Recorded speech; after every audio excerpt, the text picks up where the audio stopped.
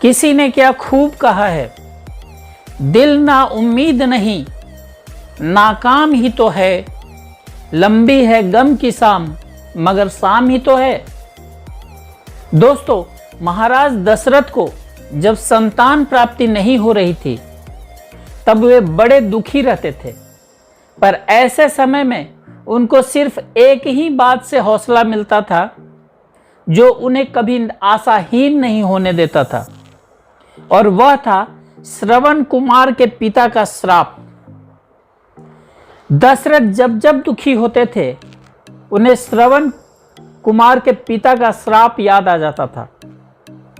श्रवण के पिता ने श्राप दिया था कि जैसे मैं पुत्र वियोग में तड़प तड़प कर मर रहा हूं, वैसे ही तुम भी एक दिन पुत्र वियोग में तड़प तड़प कर मरोगे। दशरथ को पता था कि यह श्राप अवश्य फलीभूत होगा।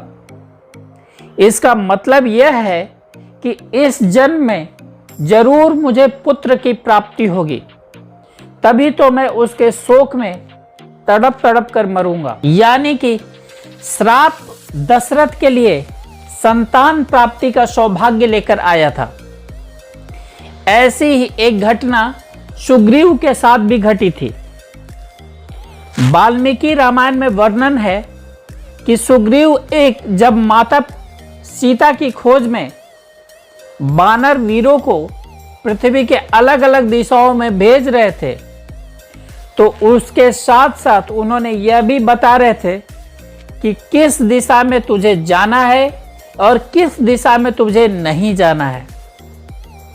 प्रभु श्री राम सुग्रीव का यह भौगोलिक ज्ञान देख करके हतप्रभ थे।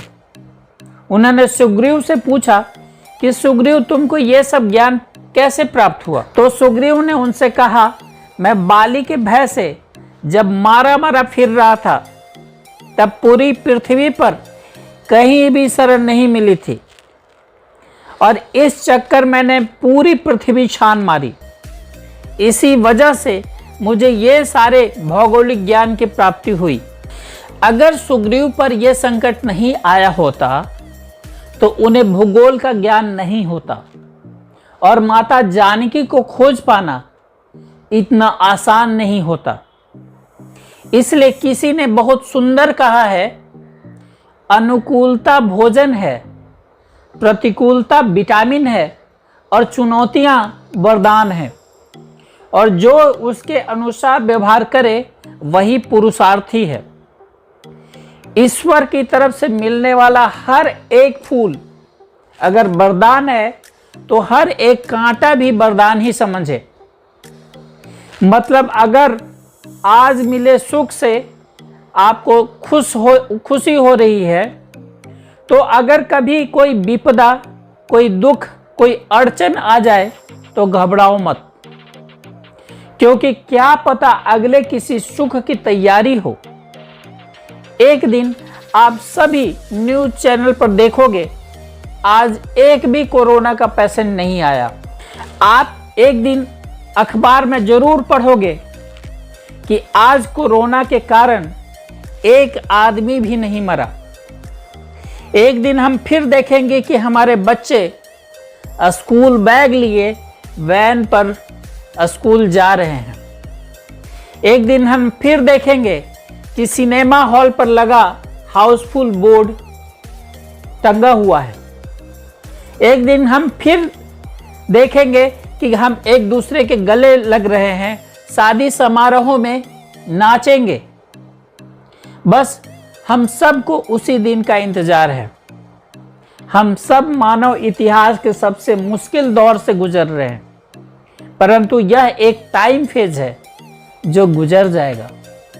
वक्त ही तो है, गुजर जाएगा। हमें बस अपने आप को प्रेरित करना है, दूसरों की मदद किस प्रकार से करें ये सोचना है, और अगर हम कम से कम अगर कुछ भी नहीं कर पाए तो गलत या बुरी खबरों को ना फैलाएं, किसी भी अनैतिक कार्य में संलिप्त ना हो।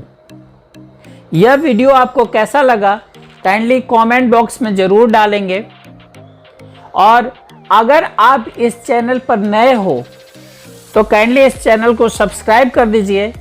यह चैनल बिल्कुल टोटली फ्री है, आपको इसमें सब्सक्राइब करने का एक पैसा भी नहीं लगेगा। तब तक के लिए stay bless, stay inspire, love you all, thanks for watching this video.